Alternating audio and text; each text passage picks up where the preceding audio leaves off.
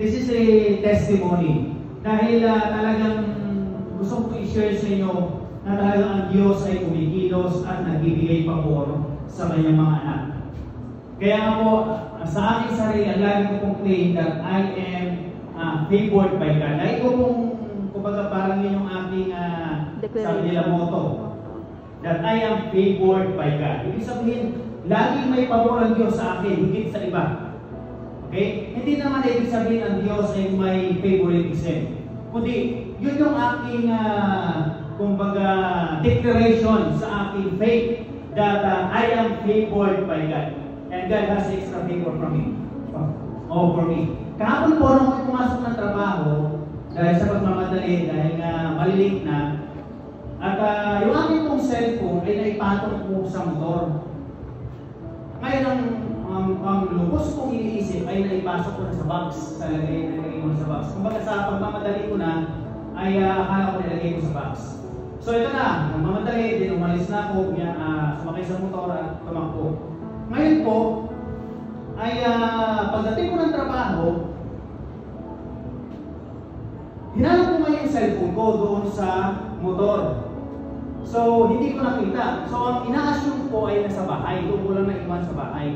So, medyo wala akong ibang isip. Panatag ang aking damdamin, ang aking puso. Huwag isip ko na yung cellphone ko ay naiwan ko lang sa bahay. So, ngayon, tinawagan ko si Ken. Hindi naman sumagot. Ngayon, tinawagan ko yung number ko. Kasi ang nasa isip ko, kapag narinig ni Siljan na nag-ring yung cellphone ko, sasagutin niya. So, ito na, tinawagan ko na. May sumagot. Pero hindi si Siljan, babae. So sabi ko, ang una ko pang bukas, sabi ko na, kasi ang hindi ko sabihin, sabi ko na yung cellphone ko ay naiwan ko, itabi ko dyan. Pero iba po yung sumagot, sabi niya, ay, hello po, cellphone po ito ni Pastor Paul. Sabi niya, sabi ko, ano nangyari? Bakit yun?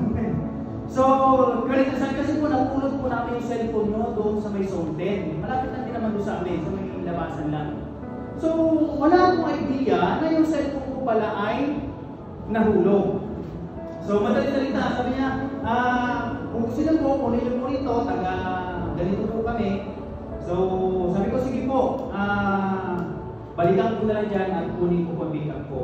So, ngayon po, naisip ko, and sabi niya, nung nag-meet na kami nung nakapulot, sabi niya, ang dami nga sa dumadaan ng mga tao eh. Pero sabi kami talaga yung nakapulot. At nung napulot nila, nakita nila ito, nakalagay, Pastor Paul. Ayan. So hindi ko alam kung natakot sila dahil pastor yung may-ari. Pero alam niyo po, sinadya ng Diyos na sila yung makapulot. Kasi bakit? Sila yung mga tao may pusong handang ibalik yung gamit na hindi nila pag-interesan. Kasi kung ibang tao, baka hindi na nakabalik. At the same time, wala akong idea na yung cellphone ko pala ay nahulog na.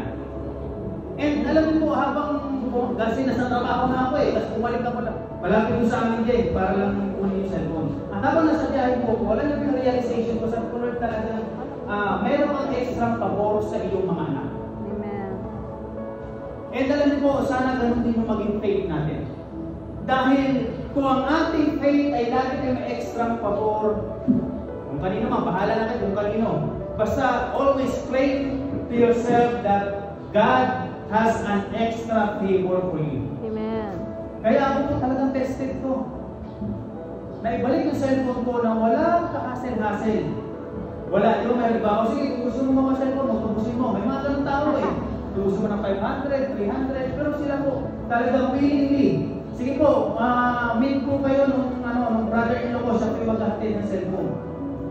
So, talagang po again, if you are a daughter and a son of God, kapatid, may favor ka sa Diyos. Just claim it, panghawakan mo lang. Amen. Kaya minsan hindi natin naranasan ng pabor ng Diyos kasi tayo mismo hindi natin pinanghahawakan. Hindi natin nilalakaran.